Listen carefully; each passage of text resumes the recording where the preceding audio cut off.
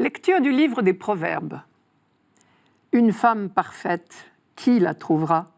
Elle est précieuse, plus que les perles. Son mari peut lui faire confiance, il ne manquera pas de ressources. Elle fait son bonheur, et non pas sa ruine, tous les jours de sa vie. Elle sait choisir la laine et le lin, et ses mains travaillent volontiers. Elle tend la main vers la quenouille, ses doigts dirigent le fuseau. Ses doigts s'ouvrent en faveur du pauvre, elle tend la main au malheureux. Le charme est trompeur et la beauté s'évanouit. Seule la femme qui craint le Seigneur mérite la louange. Célébrez-la pour les fruits de son travail et qu'aux portes de la ville, ses œuvres disent sa louange. Chose étonnante, ce que nous venons d'entendre, ce sont les derniers mots du livre des Proverbes. Or, c'est un éloge de la femme. Voilà qui prouve que les auteurs bibliques ne sont pas misogynes. Et pourtant, nous n'avons eu qu'un extrait de ce long poème qui termine le livre. Si vous avez la curiosité de lire le texte en entier, c'est-à-dire l'intégralité des versets 10 à 31 du dernier chapitre du livre des Proverbes, vous verrez que c'est en quelque sorte le portrait de la femme idéale.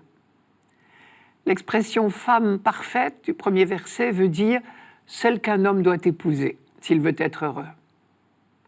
Or, qu'a-t-elle d'extraordinaire? Rien, justement.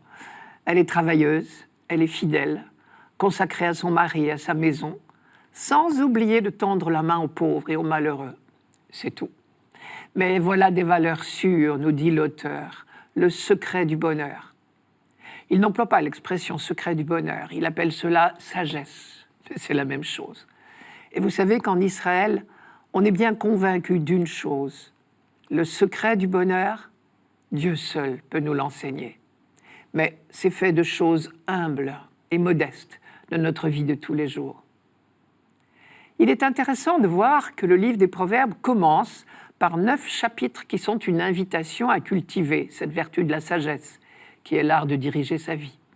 Et à l'autre extrémité du livre se trouve ce poème à la gloire de la femme idéale, celle qui dirige bien sa vie précisément. La leçon, c'est qu'une telle femme donne à son entourage la seule chose dont Dieu rêve pour l'humanité, à savoir le bonheur. Le livre des Proverbes n'est pas le seul à tenir ce genre de discours très positif sur la gent féminine. On pourrait citer des quantités d'autres phrases de la Bible qui font l'éloge des femmes, du moins de certaines. Il ne faut pas oublier que la Bible a dès le début une conception de la femme tout à fait originale. À Babylone, par exemple, on pensait que la femme a été créée après l'homme. Sous-entendu, l'homme a pu fort bien se passer de femme. Au contraire, le poème de la création, le premier chapitre de la Genèse, qui a été rédigé par des prêtres pendant l'exil à Babylone, justement, affirme clairement « Dieu créa l'homme à son image. À l'image de Dieu, il le créa. Il les créa hommes et femmes, c'est-à-dire dès le début. » Et le deuxième récit de la création dans la Genèse, et qui est plus ancien, raconte de manière très imagée la création de la femme aussitôt après l'homme. Il la décrit soigneusement comme une égale, puisqu'elle est de la même nature que lui, os de ses os, chair de sa chair. Ils sont tellement égaux d'ailleurs qu'ils portent le même nom en hébreu. Hommes et femmes en français ne sont pas de la même racine. Mais en hébreu, ils se disent ish et isha, ish masculin, isha féminin, ce qui dit bien à la fois la similitude des deux et la particularité de chacun. Et le texte va plus loin, puisqu'il précise bien que la femme est un cadeau fait à l'homme pour son bonheur. Je cite, « Le Seigneur Dieu dit, il n'est pas bon que l'homme soit seul. Entendez, il n'est pas heureux pour l'homme d'être seul. Je vais lui faire une aide qui lui correspondra. » Et le texte hébreu précise une aide qui soit pour lui comme son vis-à-vis.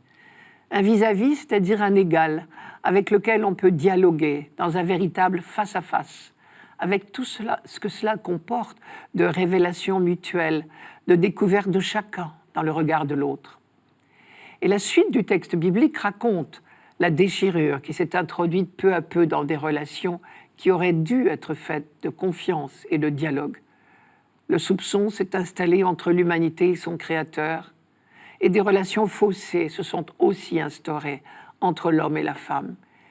Et désormais, tout repose non sur le dialogue, mais sur le pouvoir, qui se fait séduction d'un côté, domination de l'autre. Je cite encore, « Ton désir te portera vers l'homme, dit Dieu, et celui-ci dominera sur toi. » Et quand le théologien biblique écrit ce texte, probablement vers l'an 1000 avant Jésus-Christ, il y a des milliers d'années que l'expérience quotidienne vérifie cette analyse.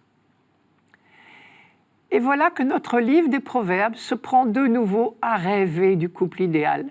Ici, l'homme peut se reposer entièrement sur sa compagne. Son mari peut lui faire confiance, elle fait son bonheur. L'auteur a même eu l'idée, l'audace, je devrais dire, de penser que le couple humain était lié par une véritable alliance, semblable à celle qui unit Dieu à Israël. Dans un autre passage du livre des Proverbes, on peut lire que rompre l'union conjugale, c'est rompre du même coup l'alliance avec Dieu. Je reviens à notre texte d'aujourd'hui. Dans la conclusion de son livre, en somme, l'auteur veut mettre en valeur deux choses qui sont un peu ce que j'appellerais les deux béatitudes de la femme.